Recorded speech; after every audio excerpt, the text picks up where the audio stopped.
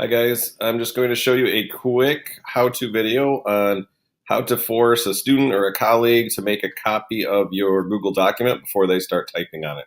So if you ever have an assignment, or let's say you're working on something and you just want to share a rough template with somebody, but you don't want them to type all over it, you just want to show it to them and force them to make a copy for themselves in their own Google Drive, it's very simple. So let's pretend this little sheet we have here is a worksheet or something I'm going to have my students work on. And maybe I want to email it to them. Maybe I want to send the link via Schoology or Canvas, whatever you want. So it's super easy to be able to do that. So what you do is you go up to share and you get a URL, a shareable link like you would any other time. So right now, anyone at Schoolcraft can view this link, but I don't want them just to even view it. I want them to be able to do whatever they want with it. So at that point, I can copy this link right here, and then I'm going to go over to my inbox and I'm going to hit compose, and I'll send it back to myself just so you can see how it works.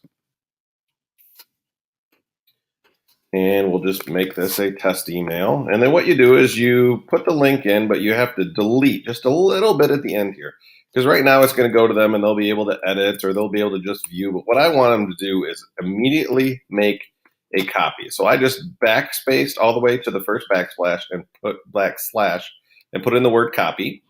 And then I'm going to go ahead and send it.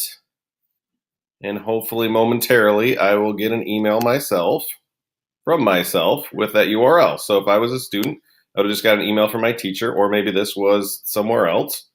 And when I go to click on this,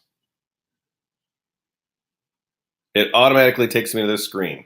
And instead of me seeing a copy of it or you having to make a million copies and put it in a folder for a student, it's going to force me to make a copy of it.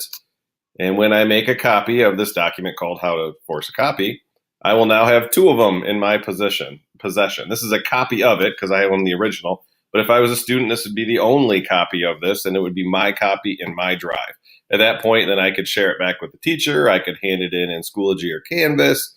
Or do anything I want with it. But at this point, I wouldn't be typing on the original.